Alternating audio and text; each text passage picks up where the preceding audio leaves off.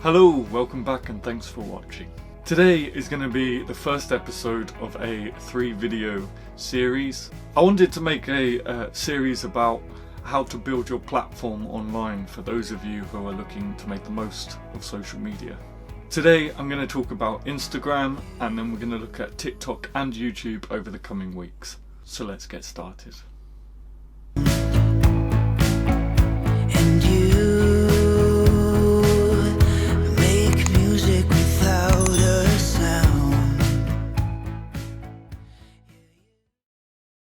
Now, I've already made a few videos about Instagram which you can watch. I'll leave the playlist up here, which will give you a much more in-depth look at how to use Instagram once you watch all of the videos.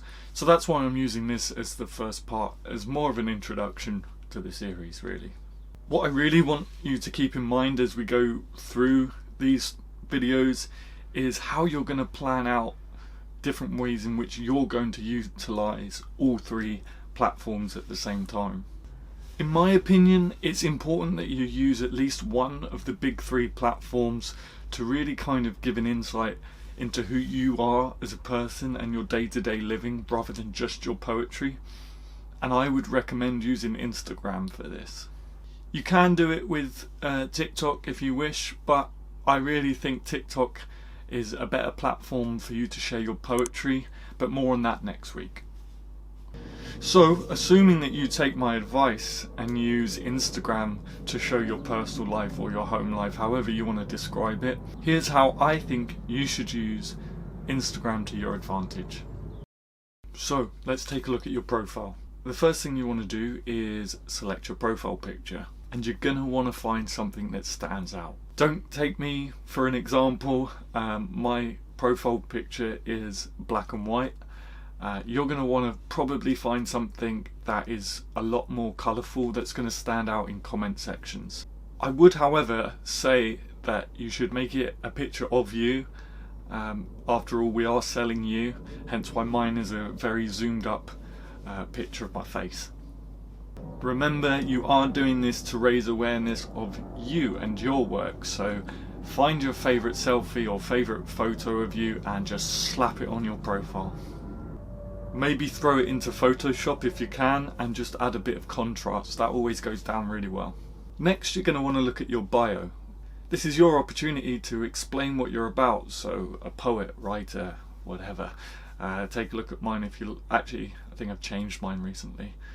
Say poet and then something quirky. Insert something quirky and relatable. Throw in some fun emojis. It's always nice to look at some emojis. It just kind of makes it a bit more fun. And most importantly, use the website section to insert a link tree, which is totally free to set up. You're going to want to put your website in your link tree if you have one, and your YouTube channel, as well as anything else you think that your readers might want to check out. It'll be your link tree will become very important, especially when you set up multiple social media platforms, because you want to just have an easy way for your audience to check out all of your different work. So now we need to talk about your feed, which is basically your profile. If you can, try and figure out an aesthetic that best represents you and your style, and if you can, really try and find something that hasn't been done before. It's very easy to try different things that many people have made work, but try and be unique and original. As I said at the top of the video, I really would recommend using Instagram to show you as a person in your day-to-day life, as well as exhibiting your work. I would alternate between poetry posts and photographs of you in your day-to-day life, so people can start relating to you and getting to know you. You can check out my getting started on Instagram for a more in-depth look at how you can design your posts using a free software called Canva. So now we've looked at your profile and you've thought about what it's going to look like. Let's talk about what you should be posting and writing for the medium of Instagram. As we all know, Insta poetry is absolutely massive now. So much so it's popping up in our collections everywhere, which is why I don't call it Insta poetry anymore. It's more like pop poetry, popular poetry. So it's really important for any artist, but it's really important for you to keep in mind which platform you're posting on and writing for the medium, writing for the platform that you're posting on. Micro poetry is still a valid form when done correctly, so don't be afraid to dive into some micro poetry. Just do it properly. You're now competing with a massive community and very short attention spans, especially now that TikTok has come out, which is like 30-second snippet videos. So you want to make sure that what you're posting is short, concise and to the point. However, that's not to say that longer poems don't do well. I've noticed a trend where they're getting more and more popular and doing better and better. I would suggest that you take your favourite poem, I would take a poem, find your favourite stanza in that poem and then use that as your initial image in a carousel post, which means a carousel post is when you post more than one picture. Have your favourite stanza as the initial image, and then post the longer poem in another image that you swipe along to see, or put it in the description, whichever you prefer.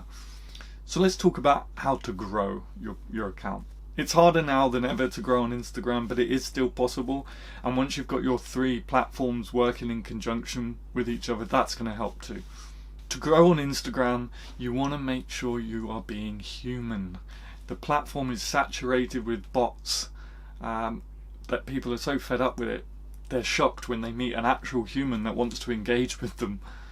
I have spoken about this in depth in my How to Grow video, which I'll link up here, so do give that a watch as well to understand a bit better. I'm kind of just giving you the bare bones at the moment. So make sure you're engaging with other people's posts as well and leave meaningful, insightful comments too. Also make sure you use hashtags on your posts to the best of your ability. I'm not sure hashtags really work on Instagram anymore, but it's just an extra little tool that you can do anyway, regardless whether it works or not. So now let's talk about nurturing your community. Remember that these are the people that are taking the time to read and engage with your content. And it's super important that you do your best to show your appreciation for them spending that time looking at your work. Reply to comments when and where you can.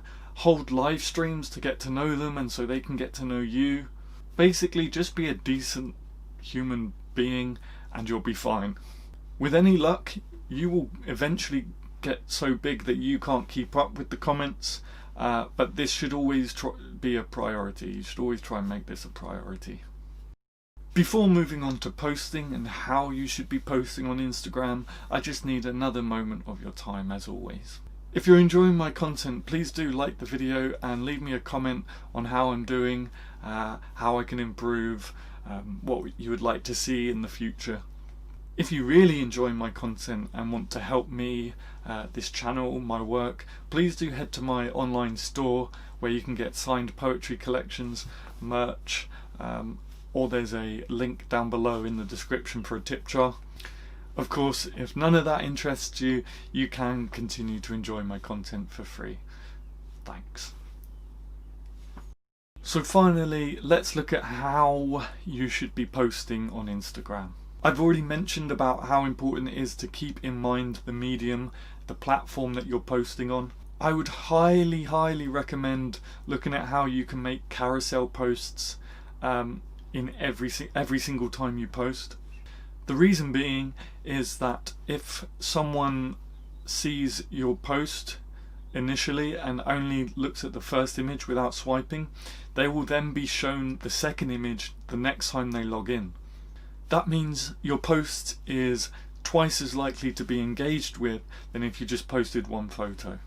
Juggling multiple platforms as well as writing duties can be a real stress, believe me, which is why I recommend you take a weekend to figure out a whole month's worth of posts and then using Facebook's Creator Studio to schedule the posts to come out whenever you want, and then you can spend a month not worrying about it. People will say that you should be posting every single day on Instagram, and though there is some truth behind that in regards to algorithms, I wouldn't personally recommend that. It can be real stressful for a writer finding content to post every single day.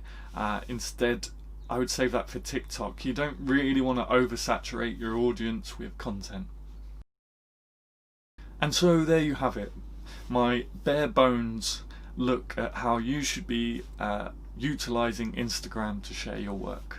I've linked my entire Instagram Insta Poetry playlist in the description down below, and I think I would have put it at the start of this video in a card up here somewhere too. So make sure you check out that playlist to give you a much more in-depth look at how you can use Instagram and you can take on the Insta Poetry juggernaut. I hope you found this video helpful. If you have, do leave a like and a comment. And until next week, my friends, my name's Adam Gary. Take care. I didn't know if I was going to give you a thumbs up or a peace sign, so you got both. See you later.